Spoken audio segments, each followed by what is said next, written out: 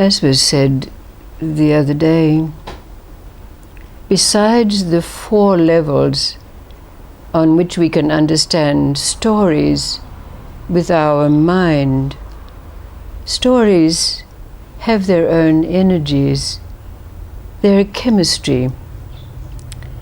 And we know that when we add chemistries together, they become alchemy.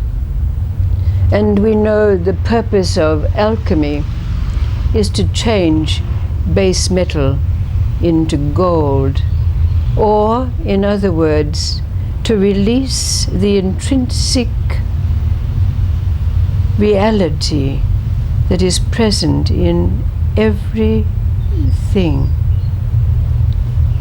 So let's see what happens when we play with stories to create that alchemy. There was a king, and one morning he woke up with 3 questions, and he gathered all of his advisors together, and he asked them, who is the most important person? What is the most important time? And what is the most important task?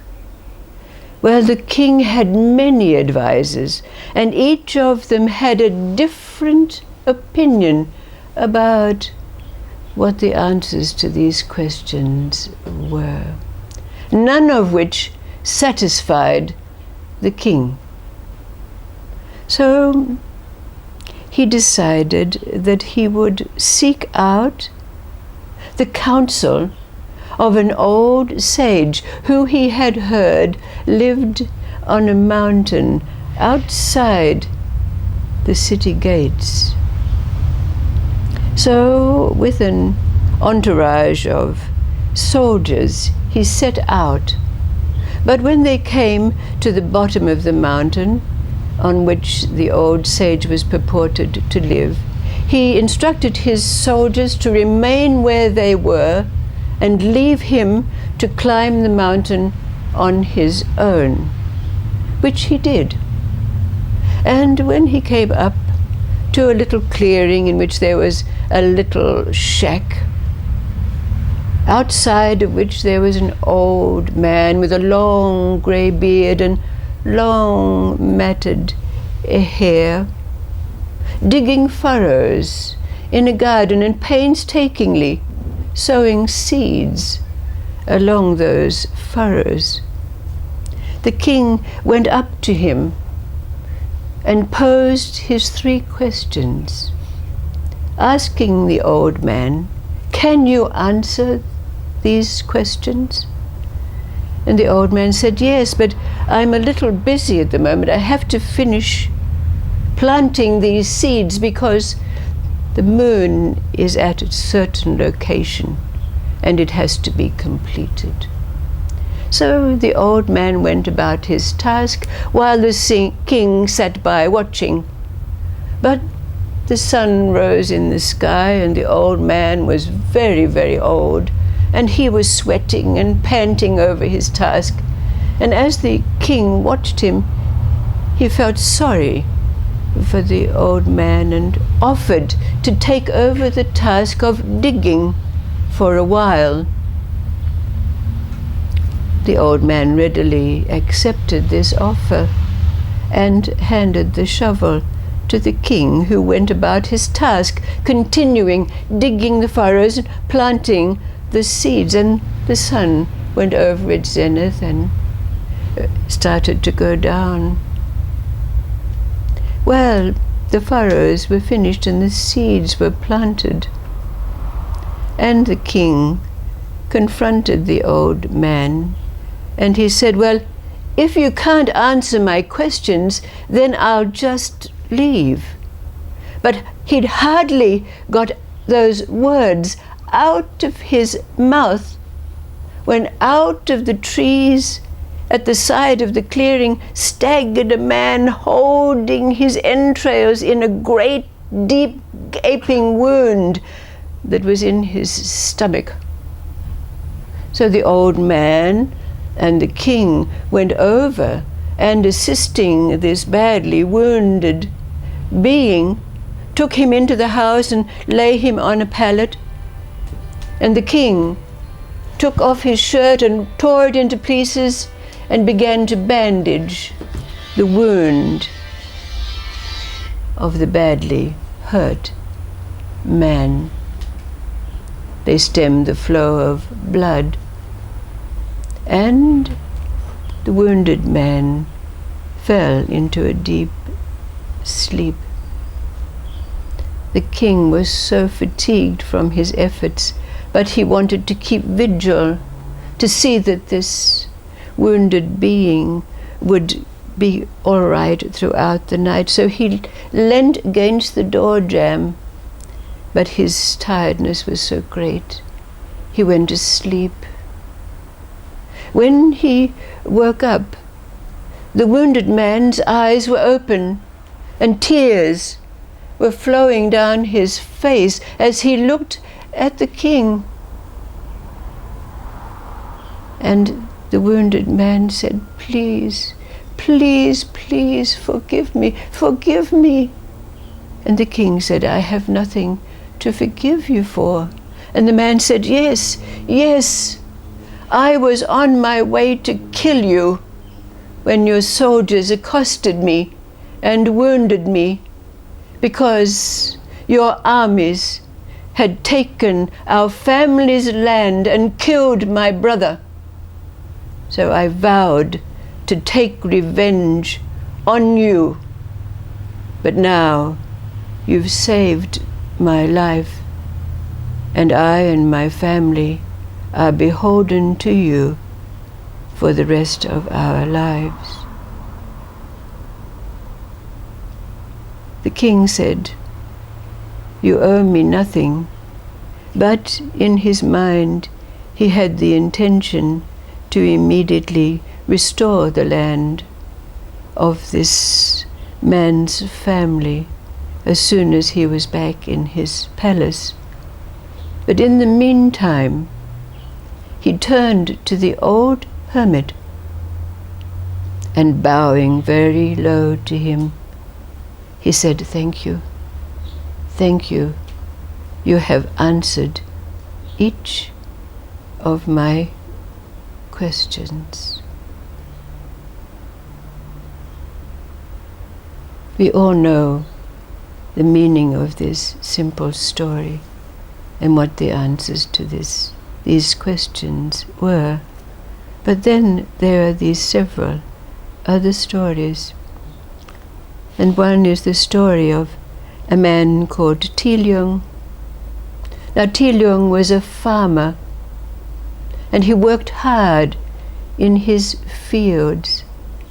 He had an only son, and he had great aspirations for this son to become a helper in the fields, to ease the load of the work, to grow the grains and the food that kept food on the table. But Tileung's son preferred to go into the forest, to be with the animals, to be one with nature. And Tileung became so angry with his son that he cast him out of the house. "Get out! You are no use to me nor your mother. Since you think so much of nature, then go there." And Tileung cast his son out of his mind. Now Tileung's son grew to manhood in the forest. The animals and birds were his companions. He learned their languages. He lived adequately and well from nature. But then one day, as he was gathering herbs and berries for his meal, an old man staggered out of the forest. Blind he was, cut and bruised from trying to find his way through the underbrush.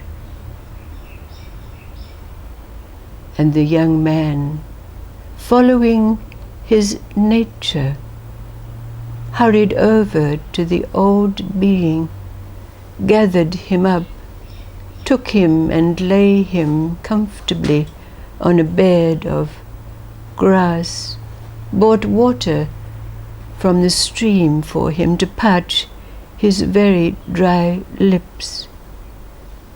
The old man was almost incoherent from hunger and fatigue, but the young man nursed him gently as he would nurse an injured animal. And slowly the old man came back to coherency, and he began to be aware of the one who was taking care of him. And even though he could not see him, the loving tenderness with which food was given and water was given, he knew that this being was giving and fulfilling all of his needs. In his moments of coherency, he would tell the young man, I used to have a farm, and I used to have a wife, but she died. And then I became blind, and people would say to me, where are your children to take care of you? And I would tell them, I have no children. But then the old man's brow furrowed, and a deep, deep memory seemed to try to come through, but he couldn't catch it, and he went off to sleep again. But then again, in a moment when he was awake and aware of the presence of the young man, he said, "Oh, your father must have been so proud of you. What is your name?" The young man said, "I've long since forgotten my name. I've had no meetings with men. No one has called me by my name for many, many long years, and I've forgotten it myself." Oh, said the old man, "I wish I had a son like you. Perhaps you will be my son. I have no possessions left, but what I have I give to you. And you can take my name. It's Tileung." And with that, the young man had a memory that tried to come. Tileung. Oh, but my father's name. And with that, the old man looked up at the young man with his blind eyes, and some magic happened between them. And then the young man, with tears in his eyes, said, "I have no need of possessions. Everything that I need is right here." And he took the old man in his arms and the blind eyes closed, and with a deep, peaceful, blissful sigh, he died.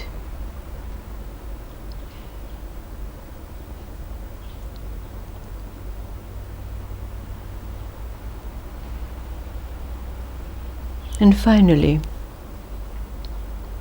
there was a great samurai swordsman by the name of Takyamuni. Now, Takyamuni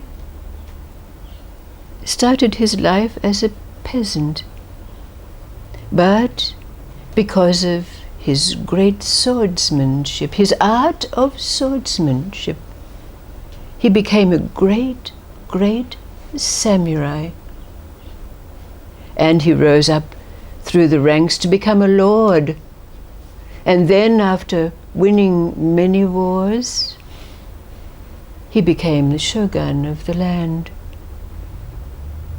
But through his lifetime, he discovered in himself that he had a love for the arts, poetry, music, paintings, and he had a Zen master who he dearly revered. Now it so happened that this Zen master was also a master gardener. His ability with plants was renowned throughout the land. His garden was visited by many. And one springtime, the Shogun Takyamuni heard that his Zen master had a garden with an abundance of morning glories. Takyamuni decided that he wanted to see this garden. So he sent a messenger to the Zen master. Takyamuni, the Shogun, wants to see your garden. But no reply came.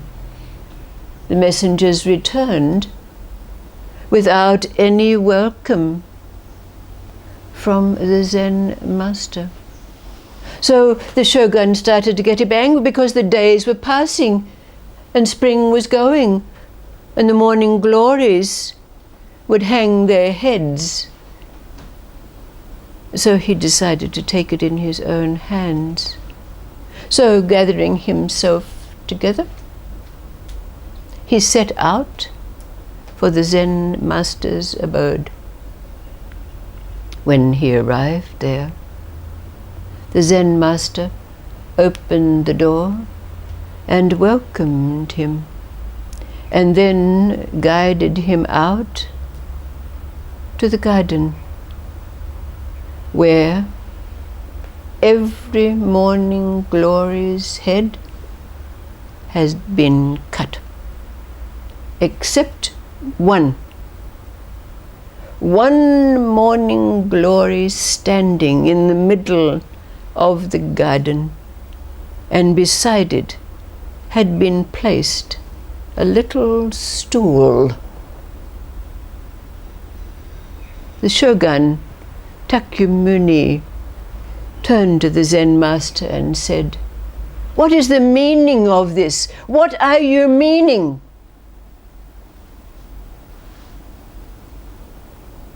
And the Zen master turned around to the Shogun and replied,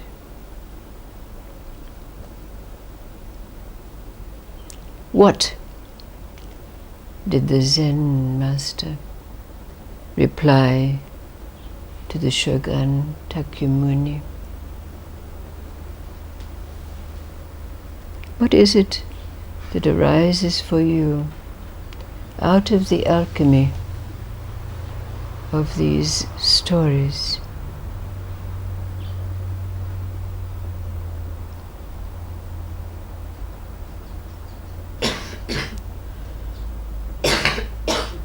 What is the meaning of this singular flower with a story.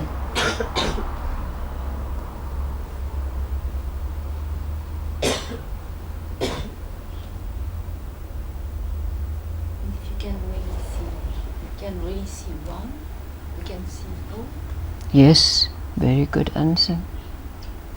A very good answer. But turn it around. Turn it around to ourselves.